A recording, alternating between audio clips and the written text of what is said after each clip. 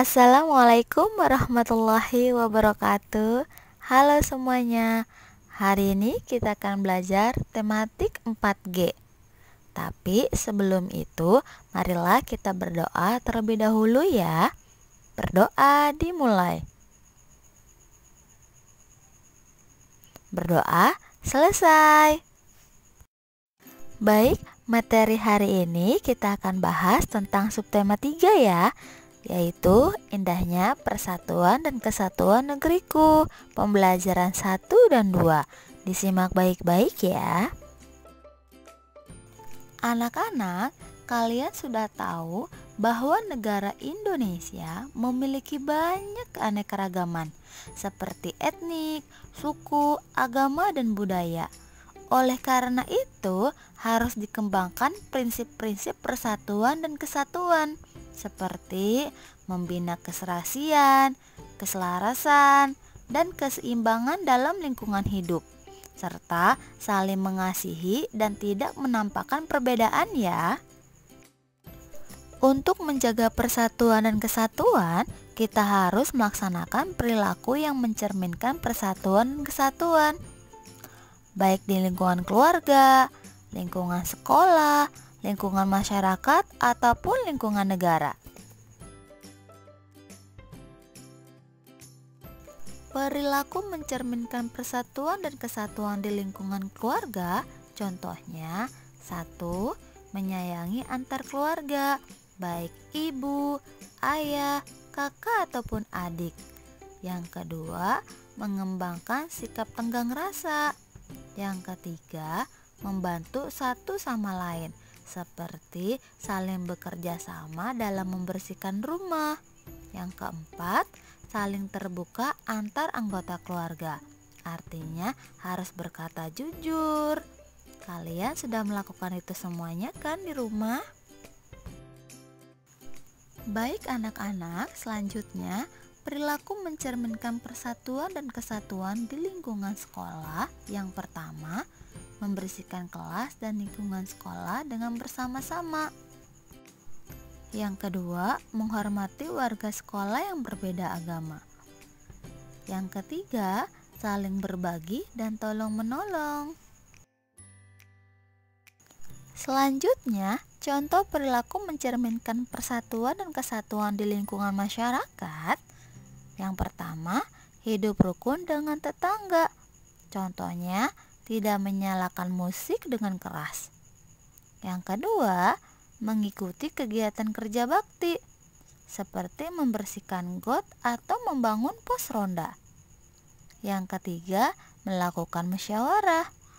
Dan yang keempat, tidak membedakan suku, agama, dan ras.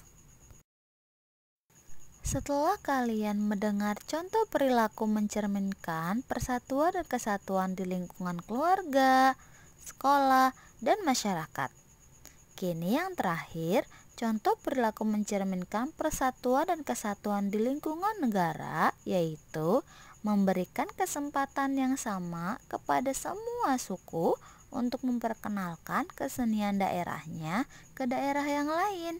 Contohnya, melakukan festival seni.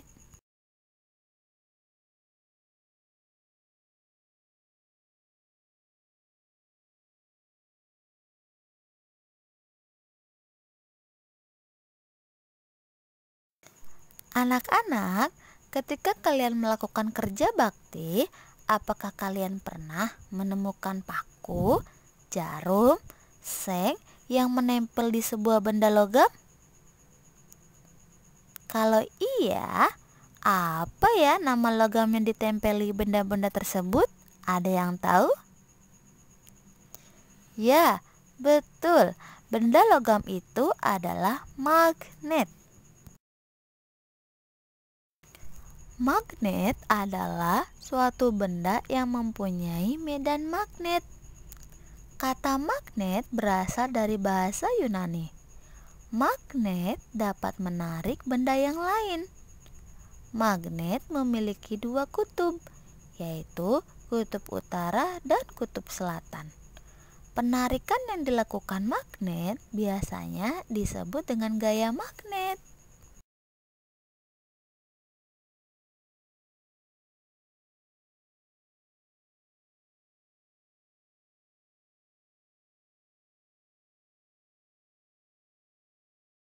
Baik, kalian sudah mengetahui bahwa negara kita, negara Indonesia, memiliki beragam suku dan kebudayaan, sehingga memiliki beragam karya seni rupa. Salah satu karya seni yang ada di Indonesia adalah karya seni rupa terapan. Seni terapan adalah karya seni rupa yang digunakan dalam kehidupan sehari-hari. Fungsi karya seni terapan itu dibagi menjadi dua. Yang pertama, fungsi estesis, yaitu karya seni yang digunakan untuk benda hias. Yang kedua, fungsi praktis, yaitu karya seni yang digunakan untuk tujuan pokok seperti benda pakai.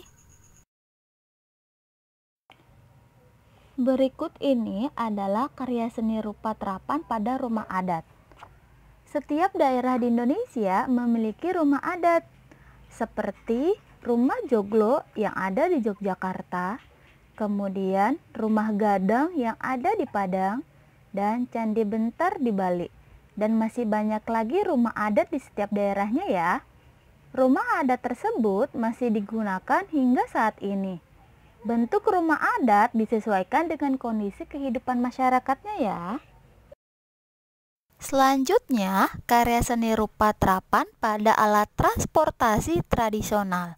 Setiap daerah di Indonesia memiliki alat transportasi tradisional. Contohnya seperti delman, beca, bemo, dan sepeda ontel. Transportasi ini masih digunakan sampai sekarang ya. Dan alat transportasi tradisional juga berhubungan dengan kondisi kehidupan masyarakatnya. Selain rumah adat dan alat transportasi, karya seni rupa terapan juga ada pada senjata tradisional. Pada zaman dahulu, senjata merupakan benda pusaka yang digunakan untuk membantu pekerjaan sehari-hari. Senjata tradisional memiliki nilai sejarah yang tinggi. Contoh senjata tradisional adalah keris dari Jawa, mandau dari Kalimantan, dan masih banyak lagi senjata tradisional di setiap daerahnya. Selanjutnya, karya seni rupa terapan pada kerajinan tangan. Kerajinan tangan adalah suatu barang yang dibuat oleh tangan manusia untuk memenuhi kebutuhan hidup. Contohnya di sini yang pertama anyaman. Anyaman merupakan keahlian untuk merangkai suatu helaian menjadi suatu bentuk kerajinan seperti piring, tas, dan mebel. Yang kedua, sepatu. Pusat karya seni rupa terapan berupa sepatu yang paling terkenal ada di Cibaduyut. Produk sepatu dari Cibaduyut telah dikenal di seluruh Indonesia, bahkan sudah diekspor ke seluruh dunia. Yang ketiga, gerabah. Gerabah merupakan kerajinan tangan yang terbuat dari tanah liat. Gerabah memiliki berbagai bentuk dan kegunaannya masing-masing. Yang keempat, kain tenun. Tenun merupakan proses membuat kain dengan cara tradisional. Kain tenun menjadi salah satu produk kebudayaan khas Indonesia selain batik. Dan yang terakhir, kain batik. Batik sudah diakui menjadi karya seni khas Indonesia. Seni membatik merupakan warisan budaya leluhur yang dilestarikan secara turun-temurun. Batik yang paling populer adalah batik Solo dan batik Pekalongan.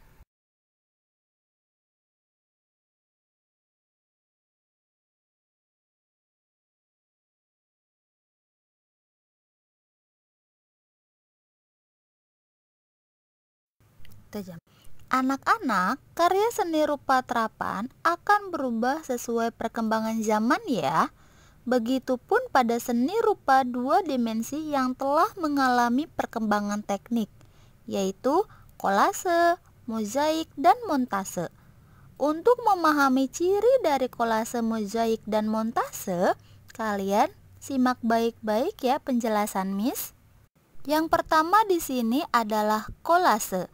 Kolase merupakan karya seni tempel yang unsurnya terdiri atas macam-macam bahan yang dilekatkan pada permukaan polanya. Kolase dibuat menggunakan bahan-bahan mentah yang bersifat padat, kering, dan tidak keras, sehingga mudah ditempelkan, seperti bebatuan, daun, ranting, bunga, biji-bijian, kerang, dan lain-lain.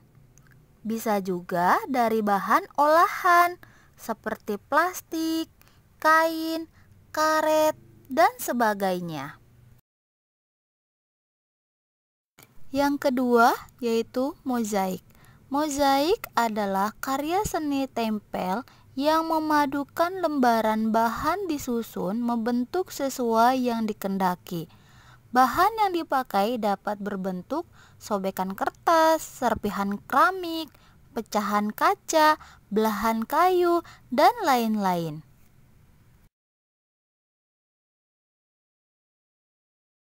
Yang terakhir yaitu montase. Montase merupakan karya seni tempel yang memadukan beberapa gambar jadi dari bermacam-macam sumber menjadi bentuk karya seni baru.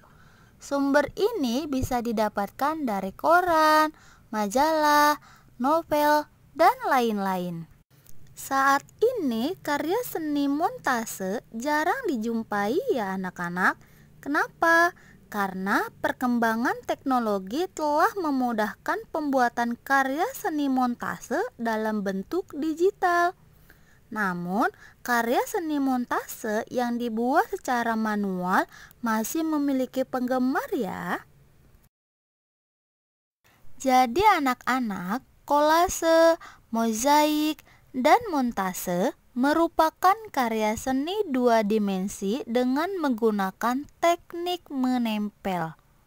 Kolase bersifat non-dekoratif, sedangkan mozaik bersifat figuratif dan cenderung dekoratif.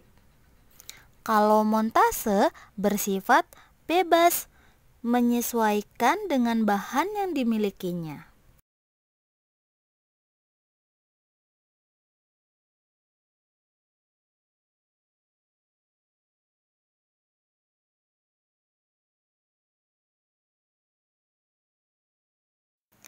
Anak-anak, alhamdulillah materi hari ini sudah selesai.